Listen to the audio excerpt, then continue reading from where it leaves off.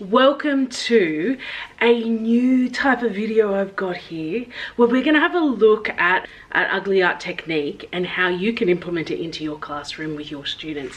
Now last week I did time drawings for my ugly art episode, and so today we're going to have a look at how you can use time drawings in your classroom to help promote creativity in your kids and really boost your creative arts lessons. So first things first, in case you haven't seen it, if you don't want to go back and watch what time drawings are, we basically do a drawing of the same. In our case, we did animals. You can do whatever you want, and I think I need to preface that is this is just how I do it, and this is just a bit of a brainstorm of ideas. You can change it to look and do whatever you like. So last week we did the way I do it, and I like to do it with my classes at schools and my adult classes, is I tell them to pick a picture. So I usually have a heap of reference pictures there, usually of animals, because I love my animals. And I say pick a picture because we're going to draw that one picture 4 times. So the first time, they get 1 minute. You draw it for 1 minute. Depending on the size of your page, when we do it together in a minute, I've only got A5 pages, an A5 sketchbook, so I'm going to do 1 drawing per page. Last week I was using my A3 sketchbook, so I actually divided it into 4 and do 1 in each box. So sometimes it can be, if you're going really big, the time limits need to probably be stretched a little bit. But mostly my rule of thumb is the first drawing is 1 minute, then my next drawing is 30 seconds, my next drawing is 15 seconds, and then the last one's 5. And you do the same picture each time. And because what will happen is you'll see this shift in a really tight, static, dare I say, boring drawing of just an animal, to when you get to 10 and 5 seconds, they come alive. There's this energy. The mark making is so much more spontaneous and interesting, and you get better quality of artwork, and that's when the creativity starts coming in. The other benefit of this strategy is that we shift students' thinking away from, I need to draw this picture exactly how it looks, and if I don't draw it exactly how it looks, then it's not good. We want to get away from that. Out the window. So, because by the 10 and 5, we want to encourage our kids to be drawing fast. And so suddenly they're not so concerned about, oh my gosh, that beak's not the right shape. It's, I've just got to get this done. And so there's this energy that they put into it that comes out, and it's just so amazing. When we can get rid of that perfectionism of my drawing needs to look like the picture, that's when creativity comes alive. And we will see a better quality of artwork from our students. Without further ado, let's have a little look at how to actually do the time drawing. So if you didn't watch last week's, let's have a little look at how I do it. I'll show you exactly. When you first do this with your students, I like to, if it's the first time they've ever done this, I like to not tell them the times. So I don't say, okay, we're going to draw the same picture. I'm going to give you 1 minute this time, then 30 seconds this time, then 15, and then 5. I don't tell them that. I just tell them we're going to draw it 4 times. The first time we're going to take 1 minute. So they draw it, they take 1 minute, and then I go, okay, I'm going to reset the timer, but this time it's 30 seconds. They're like, what? This element makes it a little bit more fun. Also, just want to mention before I move on and show you exactly what happens, I do have a lesson plan that I have written. It's both available on my Teachers Pay Teachers and in my online shop, macemade.com.au. Go and have a look. If you want to buy the lesson plan, you can. It comes with a PowerPoint to put up on the board to go through. The reference photos are all there. It's all sorted for you. So if that's something that interests you, go over and have a look. I'm trying to make your lives as easy as I can to put ugly art into your classroom. Without further ado, let's go. Let's go and have a look at how I do it. For today, to show you guys, I'm actually going to use my altered sketchbook. So this is literally just a novel that I got from an op shop. I've torn out every second page, and I just think it looks really cool to draw over the top. I've also got, what I'm using to draw with today is my Neocolor 2s. Now, I just want you to know, I love using charcoal. So charcoal has to be my #1 favorite thing to do these drawings with, especially little chunks like this, because you can use the corner for small lines, thin lines, or you could put it on the side for a thicker line, and I actually really do think it looks really cool. So that's what I'm doing today. I'm just going to use just the next available page in it. Yeah, some other things you can use are oil pastels. These are student grade oil pastels that cost me very little. I know most schools I've been at have oil pastels quite readily available. They're a great option for this. So charcoal's a great option and a cheap option. Oil pastels are. You can also just use, I don't even know what's in here.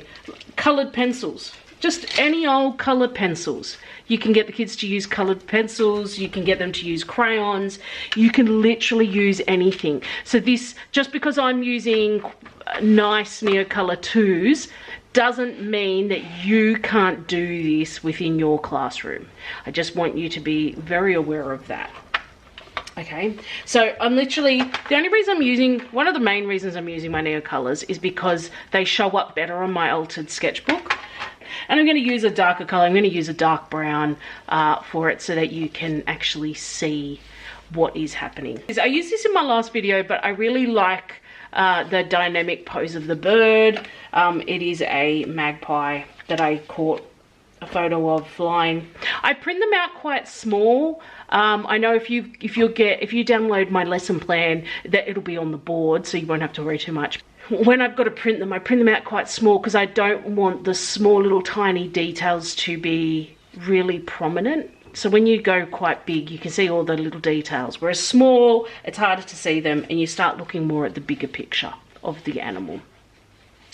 So I'm going to use that. I'm going to use my Neocolor 2. But like I said, you use and do whatever you like. I do actually think, I know I'm using an altered sketchbook. I think this is actually something that can be utilized in the classroom really well, the altered sketchbook. This is just an op shop book. This is a book I got from the op shop. The only prerequisite is that it's a hard cover because they last longer basically. And it's just something really cool. It takes a little bit of that pressure off being perfect because it's just it's a book from an op shop and it doesn't really matter. So I've got my little bird picture here. I'll put it on the screen if you want to join me. I always encourage teachers, whenever I've done a staff development workshop, I always encourage the teachers to have a go. So I always present them like as if they're the students, so they can see, well, actually, hang on, this actually works. This actually does make me feel more creative and loose and expressive and things like that too. So I've got my timer up here for 1 minute set, ready to go. I've got my picture here. I'll put it larger on the screen. Don't stress if you can't really see it. Actually, I might hold it off to the side. And yeah, let's go. So 1 minute, I'm going to start the timer. 1 minute. I've got 1 minute to draw this bird. And I'm going to do it over this. I won't speed this up or anything. I'm on a bit of a wonky angle, so it's...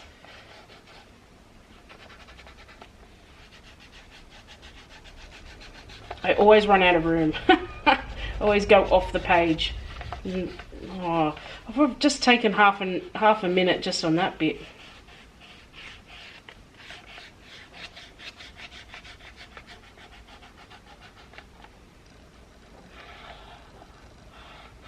I also sometimes do the wings shorter because I've run out of room.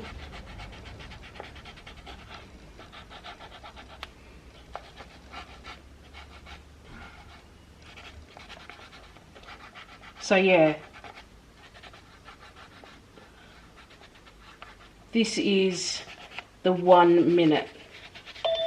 One other thing when you're doing this with your class, you want to encourage the students to use the whole time, especially kids who are not really into drawing.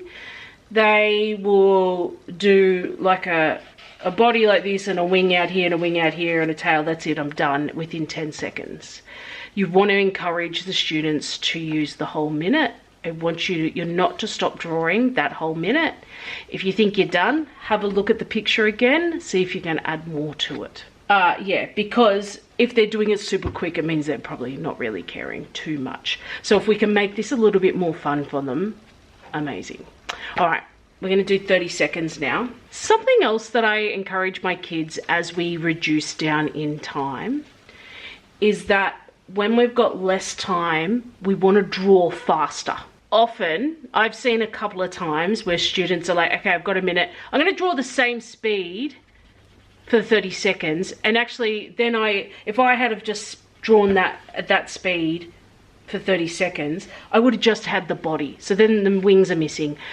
And you kind of lose the feeling of the animal. What I encourage kids and adults when I teach this is that you want to speed up your drawing so that you can get all the main elements in that time limit.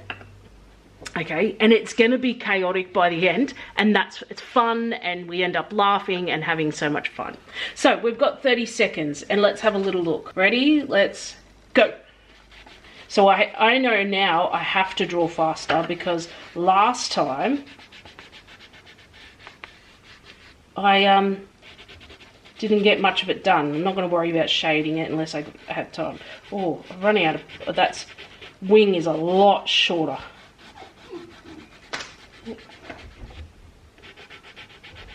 All right, now I've got the main shape, I can add some more shading.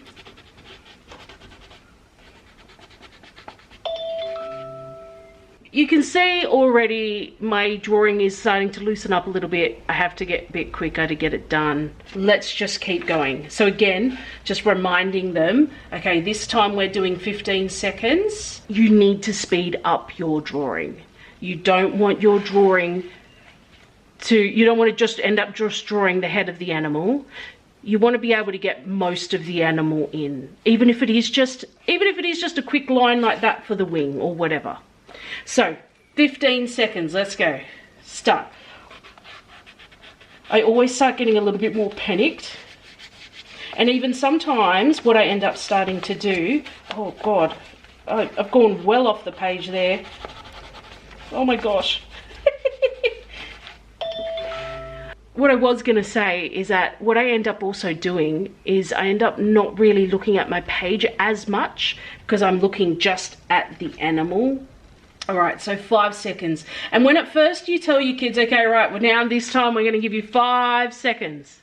And they're like, what? No, we can't do it in 5 seconds. And you go, you've just got to be super fast. You've got to be fastest drawing you've ever done in your life. And they're like, oh, okay, righto. This is the beauty of doing it in the sketchbook because it doesn't have to be perfect. This sketchbook doesn't have to go on a wall. It doesn't have to be presented. No one has to see this. So it's one of the beauties of using sketchbook. So let's go, 5 seconds. Go.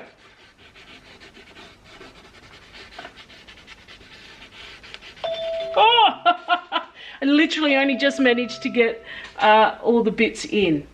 So you can see now the energy in this drawing is so much more interesting than any of the ones before. And what I actually tell my kids, without a doubt, almost every time, my 5-second drawing is my favorite. Almost every single time. Sometimes the 10-second is pretty close to it. I do like the 10-second one, but usually, like if you look at that, I love that. That one's got so much more energy than any of the ones before it. Like it's literally just a triangle for the head. But you know it's a bird. And that's the point. We're going to getting this across. Okay, so I've just got, these are literally the ones I did in last week's YouTube video. So this one is the same bird. I did it in charcoal. I have since sprayed it, so it's not as smudgy. It's still pretty smudgy. I love doing this in charcoal. I know I said that to you before, but just the effects. This whole smudgy bit here is because I did this page first and then did this, and so my hand was actually smudging this one as I was drawing over here. So have a little look. So let's have a look at the rhinos. This was done in just a cheap oil pastel. So I split the page into quarters because this is an A3 sketchbook. So we got 1 minute, 30 seconds, 10 seconds, 5 seconds. So look at that. I love that drawing. I seriously love it. It's one of the more interesting ones there. So then here we go. We've got my magpie, same picture where I used today. So we got the 1 minute, 30 seconds, 10 seconds, 5 seconds. For this one, I actually really like the 10-second one as well as the 5-second one. So they're both on par. I really like them. So then I did it bigger because I wanted to test things out a little bit. And so I did this leopard's face. This was the 1 minute. This was 30 seconds. This was 10 seconds and that was 5. And you can see, okay, yes, I think I would have liked a little bit more time to do that drawing. But look at the, like, because I was going so quick, instead of me doing this with my hand, my whole arm was going. My whole arm was going, and that's what we want. You want the kids to be letting go of that, oh, it's got to be so perfect. We want to let it go. And so if we can get them using their whole arm, get them to stand up even to do this. Brilliant. That's what we want. We want them to feel comfortable in moving away from that. I have to draw this picture exactly how it looks. So then when I did this yesterday, I thought, right, I'm just going to test. But this one here was the same time drawing, but I gave myself 10 seconds. And I actually really like this because I had the chance to decide, okay, I'm going to turn my charcoal into its side now and get some more larger sweeping marks. The times I've done this in the classroom, and I call it ugly art. I say, guys, let's go. And then I find some of the classes I go into, because I'm more a casual based or release teacher these days. When I go in, they're like, are we gonna do ugly art today? It's like, no, not today. But you can do ugly art. Like, it's not, you don't need me to help you do ugly art. So the time drawings, I found it a bit tricky to find artists that openly spoke about working quickly. So in my lesson, I did find an artist who does work quite quickly in a range of different mediums. You could even do this with ink and a brush too, or paint and a brush. You know, you've got the element of drawing in between then though. Nathan Oliveira, I think that's how you say his name. I'm sorry if that's not correct. Is the artist I picked for my lesson plan, and you just like look at his artworks. He's very loose and very expressive. He does work quick, but not to the extent that we're doing here. So really, when you start a lesson, if you want to bring in an artist element, he's a good artist to bring in to have a chat about what's interesting about his artworks. So in my lesson plan, I start off and go, okay, what's interesting? What do we like? What do we dislike? And I actually say to them, I really like in this artwork, I don't know what artwork, I might say I really actually like the way that he's got different lines of making marks, different marks across his artwork. And I think it's interesting because of that. You know, so you're training the students in using that art language. So that's a tick of the syllabus. But also then, so when you get into doing this, you could do this as a full lesson. So my lesson plan is a full lesson. If they love it, do it as warm up. It is a great way to do a bit of a warm up at the beginning, or just as a mental health well-being activity. Come in from lunch, you know, times, but instead of doing quiet reading as you come in from lunch, could we do a time drawing? It could be something, it's a great way to use as a well-being activity. It's a great as a warm-up activity, as a filler activity. You run out, you've still got 30 minutes to the bell and your lesson's over. Oh no, what to do? Let's do a time drawing. And if you've got reference pictures and drawing and books already in your classroom, just use them. You know, and the students can pick one. And you put the timer on the board, let's go. It's minimal minimal organization from you, which is always a tick in my book. Always. If you are looking to do a whole lesson, like I said in mine, it's a focus on line. Really, if you want to look at the elements of art, line is the most used element of art in this. It's not the only, it is just one of, but it is the main one. And looking at how the line has more energy and flows more when you do those big drawings. And if you want to do a really big one, a big time drawing, give them 30 seconds, they've got to do a big drawing, get them to take notice of what their arms and their bodies are doing. Instead of doing this, doing a little tiny, I want nice big drawing marks all over it. And that's what's so good about charcoal, is it's inexpensive. I got this thing of charcoal, and it's got, they're long sticks too, so I could just break them in half and I got double as many. There's 25. I was going to say I've used some of them, so there's 25 pieces of charcoal in that. That cost me like $3 Australian, $3 or $4 Australian dollars. And what is another really great thing is it's a great practice of observation skills. So you're teaching students to look at the picture, but then also make it their own. So you're not just copying a picture, because that's not what artists do. They don't copy a picture. They might use a reference photo, but some artists do, and there's hyper-realistic artists out there and they're amazing. Perfect, great, there's time and place. That's only one of hundreds of styles. So we want to move away from, if your artwork doesn't look like that, you're bad. No way. It's not bad art. It's great art. It's fantastic. The uglier the better is what I say to them all the time. I always like to link my art lessons to an artist, even if it's just a super quick 5 minutes. Let's have a little looky at this artist, and then let's try and use some of their strategies in our drawing. And I love Brett Whiteley, but I can't do every lesson about Brett Whiteley. Make it your own. It's so important that you just make this your own. Go, okay, I'm going to do time drawing. You might actually do a larger artwork with the kids and give them 5 minutes. Great, awesome. I do the multiple ones because I like getting the students to compare their 5-second drawing to their 1 minute drawing. And I like to get them to compare, and how has the quality of line changed? Was there more energy? Is there more energy? You want them to start using some of those words to describe their artworks, and then you can get them to describe other people's artworks.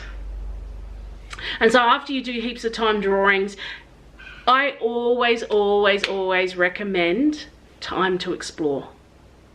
Give them all stopwatches. Even if they're paired up, get one to time the other. Okay, I'm going to do a 15-second drawing, go. And let them have a play. Let them play, let them explore. Even if that's just 5 minutes, give them 5 minutes to play and explore in your lesson. Depending on what your lesson is, so like my lesson is just time drawing, so I want them to use that strategy. So that's the structure I'm putting in place. You're going to go off in pairs now. I'm going to give one of you a stopwatch. The other one has their sketchbook, and you're going to pick things to draw, and they're going to time. You have to have a time limit. That's the structure. Give them that little bit of structure during that play exploration time. Stopwatches, go play. That's how I implement this into my classrooms. And I go into a lot of classrooms.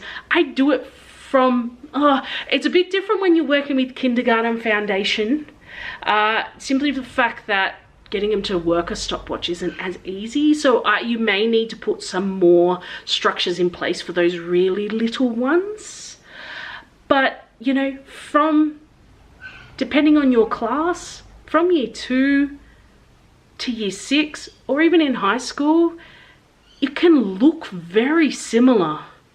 The language might change a little bit, how they describe the artworks, and the outcomes might change a little bit, but you're essentially doing the same thing. You're wanting them to loosen up their mark making.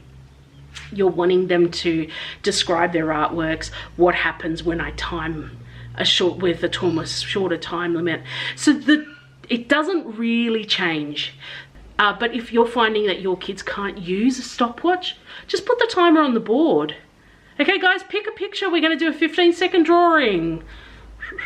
And they can pick what they want. It doesn't even have to be an animal. It could be a landscape. They're going to do the landscape maybe. Let them play around with doing it with different mediums. So you might start as a class doing it with charcoal.